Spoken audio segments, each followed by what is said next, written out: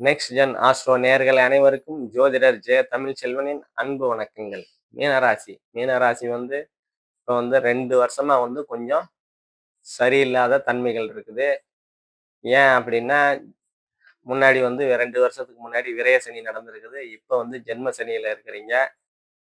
தூக்கம் வரல, ஏதாவது முயற்சி பண்ணலான்னா சோம்பலா இருக்குது அப்படின்ற அமைப்புகள்லாம் இந்த காலகட்டத்தில் உங்களுக்கு இருக்கும். உங்க ராசிநாதன் வந்து ராசிக்கு 4ல இருக்கிறாரு. 4ல இருந்து 12ஆம் இடத்தை பார்ப்பாரு. உங்க ராசிக்கு 12 பார்ப்பாரு. 4ஆம் இடம் வந்து புதனோட வீடு. அதனால வந்து கொஞ்சம் சரியில்லாத தன்மைகள் தான் இந்த காலகட்டத்தில் உங்களுக்கு இருக்கும். இருந்தாலும் அவர் வந்து குரு வந்து பாவத்துவம் இல்லை, ராகு கூடயோ சனி கூடயோ சேரலை பார்க்கல அப்படின்னா கொஞ்சம் நல்ல விதமான தன்மைகளை தான் உங்களுக்கு கிடைக்கும். எதுலேயும் வந்து யாருக்கும் பணம் காசு கொடுத்து ஏமாந்துடாதீங்க. ஏன்னா விரய சனியிலேயே 2 வருஷத்துக்கு முன்னாடியே அந்த வேலையெல்லாம் பார்த்துருப்பீங்க. இது பண்றேன் அது பண்றேன், இல்லை நண்பர் கேட்டார், அவர் கேட்டார், இவர் கேட்டாருன்னு.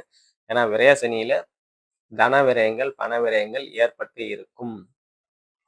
அதெல்லாம் சரியாகக்கூடிய தன்மைகள் இன்னொரு 2 வருடங்கள் கழித்து தான். 1 வருடம் கழிச்சு கொஞ்சம் ஓரளவு, ஏன்னா உங்க ராசியை குரு பார்க்கும்போது அந்த தன்மைகள்லாம் கொஞ்சம் மாறும். குரு பயிற்சிக்கு அப்புறம் தாங்க கொஞ்சம் நல்ல விதமான சூழ்நிலைகள் எல்லாம் உங்களுக்கு இருக்கும். 2ஆம் இடத்தை செவ்வாய் பார்க்கறதுனால அதான் பணம் இல்லைனாலே குடும்பத்துல பிரச்சனைகள், தொல்லைகள் அதெல்லாம் இருக்கும். கொடுத்த வாக்கை வந்து காப்பாற்ற முடியாத சூழல்கள்லாம் இருக்கும். சரியா? அதெல்லாம் வந்து கொஞ்சம் கவனமா கையாளுங்க. பொறுமை தேவை இந்த காலகட்டத்தில் உங்களுக்கு. அதே மாதிரி 3ஆம் இடத்துக்கு சனியோட பார்வை இருக்குது. இளைய சகோதரன் சகோதரிகளால கொஞ்சம் மன கஷ்டங்கள் இருக்கும், கருத்து வேறுபாடுகள் இருக்கும். 3ஆம் இடம் வந்து முயற்சி ஸ்தானம். ஏதாவது முயற்சி பண்ணலான்னா முயற்சி பண்ண மாட்டீங்க.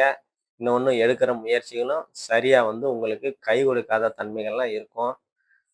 உங்க 4ஆம் இடத்துல குரு இருக்கிறதுனால தாய் வழி உறவுகளால், தாய் மாமன்களால் உங்களுக்கு அனுகூலங்கள் ஆதாயங்கள் உண்டு.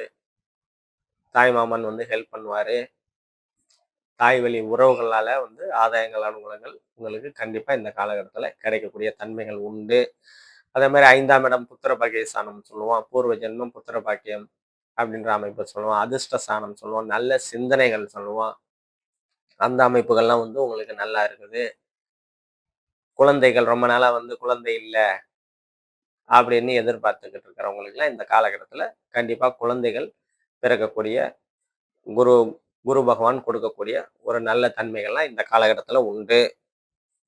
அதே மாதிரி அதிர்ஷ்டம் வந்து கொஞ்சம் செயல்படுங்க இந்த காலகட்டத்தில். ஏன்னா சுக்கிரனும் புதனும் இருக்கிறதுனால பாவ தொடர்பு இல்லை அப்படின்னாலே நல்ல சிந்தனைகள் அதிர்ஷ்டங்கள்லாம் வந்து இந்த காலகட்டத்தில் உங்களுக்கு வந்து கண்டிப்பாக வந்து கை கொடுக்கும். என்னதான் உழைப்பு போடலை, உழைப்பு முடியலை அப்படி இப்படின்னாலும் அதிர்ஷ்டம் வந்து ஒரு மனுஷனை காப்பாற்றணும் இல்லையா? எது இருந்தாலும் அதிர்ஷ்டம் இருக்கணும் ஐயா. எவ்வளோதான் உழைப்பை போட்டாலும் என்னதான் பண்ணாலும் அதிர்ஷ்டம் இல்லையா ஐயா அப்படின்னு ஏற்பாடுனால அந்த அதிர்ஷ்டம்லாம் இந்த காலகட்டத்தில் உங்களுக்கு கை கொடுக்கக்கூடிய அமைப்புகள்லாம் நல்லாவே இருக்குது.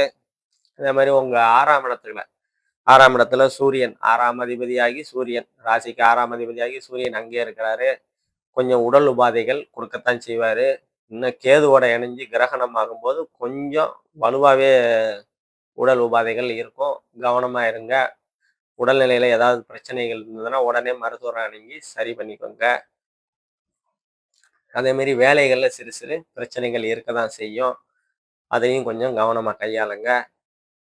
கடன்கள்லாம் வந்து இப்போ ஒரு 1½ வருஷம் தீரக்கூடிய அமைப்புகள்லாம் இன்னும் ஒரு 1½ வருஷம் கழிச்சு தாங்க இருக்குது.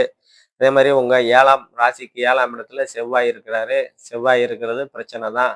ஏன்னா காசு இல்லைனாலே கணவன் மனைவி நண்பர்கள் அதெல்லாம் வந்து கொஞ்சம் பிரச்சனைக்குரிய தன்மைகளாக தான் கொடுக்கும். அதெல்லாம் கொஞ்சம் கவனமா ஹேண்டில் பண்ணுங்க.